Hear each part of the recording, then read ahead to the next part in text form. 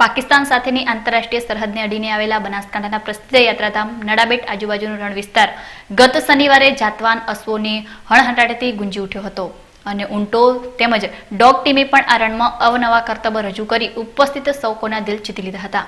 બનાસકાંઠા જિલ્લાના સરહદી વિસ્તારમાં રહેતી રૈયતના દેશદાજની ભાવના વધુ મજબૂત બને તે માટે જિલ્લા વહીવટીતંત્ર તેમજ સીમા જનકલ્યાણ સમિતિ દ્વારા સમયાંતરે અનેકવિધ રચનાત્મક કાર્યક્રમો યોજાતા રહે છે। ખાસ કરીને બનાસકાંઠાની આંતરરાષ્ટ્રીય સરહદને અડીને આવેલા રણ વિસ્તારમાં દર વર્ષે યોજાતા અશ્વ મહોત્સવ પણ ભારે આકર્ષણનું કેન્દ્ર બને છે।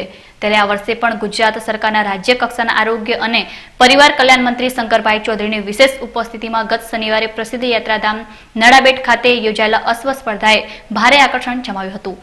જિલ્લા કલેક્ટર દિલીપ કુમાર રાણા, જિલ્લા પોલીસ અધિક્ષક નીરજ બટગુડર, રાષ્ટ્રીય સ્વયંસેવક સંઘના સંયોજક ચિંતનભાઈ ઉપાધ્યાય, અશ્વ મહોત્સવ સમિતિના વાઇસ ચેરમેન ભરતભાઈ, સીમા જન કલ્યાણ સમિતિના અગ્રણી હિંમતસિંહ તેમજ બીએસએફના અધિકારીઓ ઉપરાંત સ્થાનિક નાગરિકોની બહોળી હાજરીમાં યોજાયેલા આ અશ્વ મહોત્સવમાં જાતવાન અશ્વોએ ટેન્ટ પેંગિંગ, જમ્પિંગ, બેરલ રેસ, રેવાલ ચાલ અને પાટી દોડ સહિત કૌશલ્ય રજૂ કરી દર્શકોને મંત્રમુગ્ધ કરી દીધા હતા।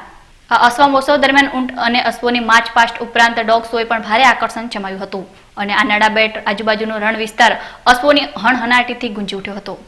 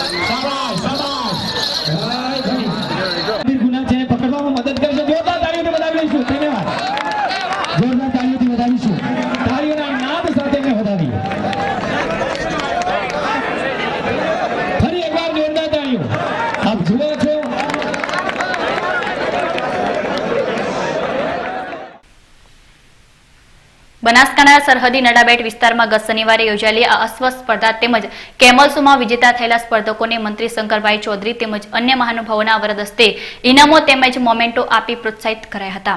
આ અવસરે નડાબેટના મહેમાન બનેલા મંત્રી શંકરભાઈ ચૌધરીએ શ્રદ્ધાપૂર્વક નડેશ્વરી માતાના દર્શન કર્યા બાદ રણ વિસ્તારમાં આવા રચનાત્મક કાર્યક્રમોના આયોજનો થકી દેશદાજ કેળવવાના વહીવટીતંત્રના પ્રયાસોને બિરદાવી નડાબેટ વિસ્તારને પર્યટન સ્થળ તરીકે વિકસાવવાના રાજ્ય સરકારના પ્રયાસો ઉપર પણ વિસ્તૃત પ્રકાશ પાડ્યો હતો।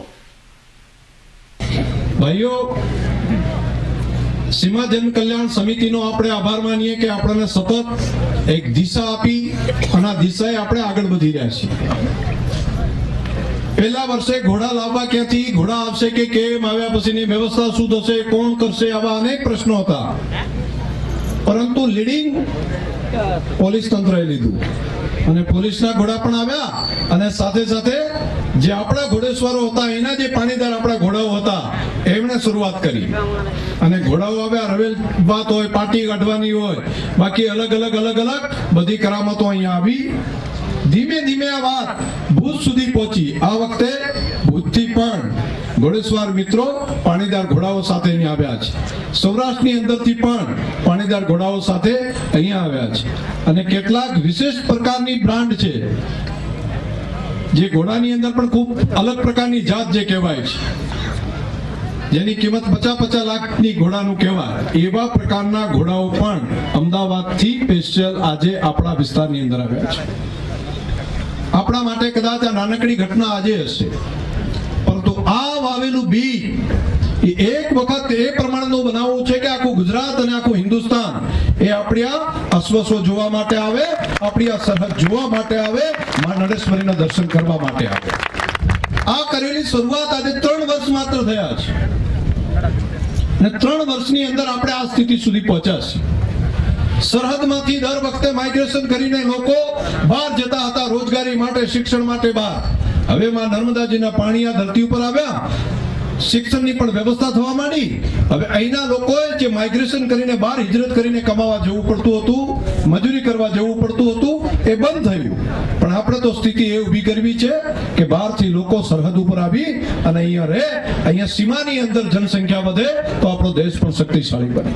એટલે આ વ્યવસ્થા આપણે ઊભી કરવી છે. ટુરિઝમ તરીકે અત્યારે આપણે હજુ શરૂઆત 2-5 વર્ષે પ્રમાણેની કરીશું કે બહારના લોકોનું ધ્યાન આકર્ષિત કરીએ આપણા વિસ્તાર તરફ, કે જોવા માટે ફરવા માટે તમે હરિદ્વાર જતા હોય, ત્યાંથી ઋષિકોટ જતા હોય તો ત્યાં મોટા મોટા ડુંગરો અને નદીઓ છે, પરંતુ ઉત્તર ભારતનો આખો બેલ્ટ કે જેણે અફાટ રણ જોયું જ નથી, મોટા ભાગે ટેકરીઓની અંદર જ રહેતા હોય છે, એમને આપણું સપાટ રણ હોય, આ પ્રમાણની વ્યવસ્થા હોય, આવી ખુલ્લી હવા હોય, એની ખબર નથી. તો એક મોટો પાક કે જેણે આ જોયું જ નથી એના માટે આ કૃતુહુલ છે, એના માટે આ સ્વર્ગ છે. તો એમને પણ જોવા માટેની પ્રેરણા આપણે 5-10 વર્ષના પુરુષાર્થ પછી આ દિશા સુધી આપણે પહોંચશું.